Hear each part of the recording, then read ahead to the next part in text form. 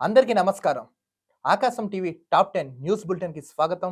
ముఖ్యాంశాలు. నేపాల్లో ఘోర బస్సు ప్రమాదం. ఉత్తరప్రదేశ్లోని పోఖారా ప్రాంతం నుంచి నేపాల్ రాజధాని కాఠ్మండుకు వెళ్తున్న బస్సు నేపాల్లోని తనహోన్ జిల్లా మర్సింగిడి నదిలో అదుపు తప్పి పడిపోయింది. ఈ ప్రమాదంలో 14 మంది మృతి చెందగా మిగిలిన వారి కోసం పోలీసులు గాలింపు చర్యలు చేపట్టారు. అడవిలో కూలిన విమానం. థాయిలాండ్ చూచియంగ్ సావో ప్రావిన్స్ అటవీ ప్రాంతంలో ప్రైవేటు విమానం కూలిపోయింది. ఈ ప్రమాదంలో 9 మంది మృతి చెందారు.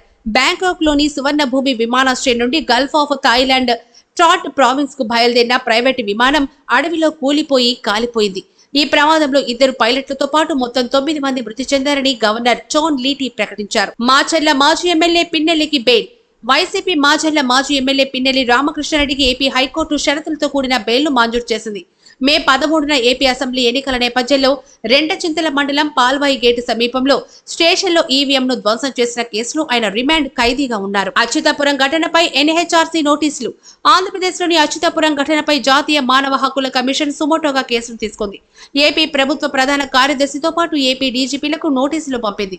2 రోజుల్లో పూర్తి నివేదికను అందించాలని ఆదేశాలు జారీ చేసింది. ఢిల్లీలో సీఎం బిజీ.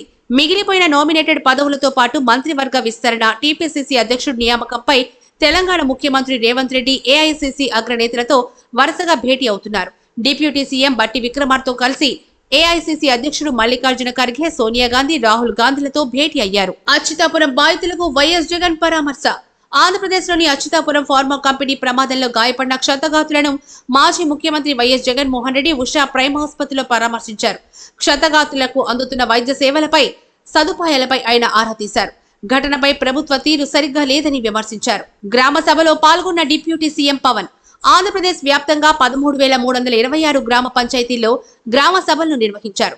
అన్నమయ్య జిల్లా మైసూరావారిపల్లి గ్రామంలో నిర్వహించిన గ్రామ సభలో డిప్యూటీ సీఎం పవన్ కళ్యాణ్ పాల్గొన్నారు. ఉపాధి హామీ పథకంపై ఈ గ్రామ సభలు నిర్వహిస్తున్నామన్నారు.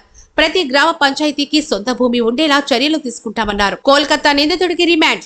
కోల్కతా ఆర్జికర్ ఆసుపత్రి ట్రైనీ డాక్టర్ అత్యాచార ఘటనలో కీలక సూత్రధారి సంజయ్ రాయ్ కి కోర్టు 14 రోజుల పాటు జ్యుడిషియల్ కస్టడీ విధించింది. 11 రోజులుగా న్యాయం చేయాలంటూ సమ్మె చేస్తున్న వైద్యులు, వైద్య సిబ్బంది కోర్టు తీర్పుతో విధులకు హాజరయ్యారు. 156 ఔషధాలపై కేంద్రం నిషేధం. రోగులకు దీర్ఘకాలిక వ్యాధులు తెచ్చే ప్రమాదం ఉన్న 150 ఔషధాలపై కేంద్ర ప్రభుత్వం నిషేధం విధించింది. 2-3 రకాలు కలిపి వాడే మందులను కాంబినేషన్ డ్రగ్ గా పిలుస్తుండగా వాటి వల్ల రోగుల ప్రాణాలకు ప్రమాదం ఉందనే విషయాన్ని గుర్తించి నిషేధం విధించినట్లుగా కేంద్ర ప్రభుత్వ వర్గాలు వెల్లడించాయి. ఉక్రెయిన్ కు ప్రధాని మోడీ. పోలాండ్ పర్యటన ముగించుకున్న ప్రధాని నరేంద్ర మోడీ ఉక్రెయిన్ కు చేరుకున్నారు. భారతీయులు భారీ సంఖ్యలో విమానాశ్రయానికి చేరుకుని ప్రధానికి ఘన స్వాగతం పలికారు. అనంతరం ఉక్రెయిన్ అధ్యక్షుడు జెలెన్స్కీ సమావేశమయ్యారు. యుద్ధంలో మరణించిన చిన్నారులకు ప్రధాని నివాళులర్పించారు. కోసం నిరంతరం చూస్తున్నానండి ఆకాశం టీవీ.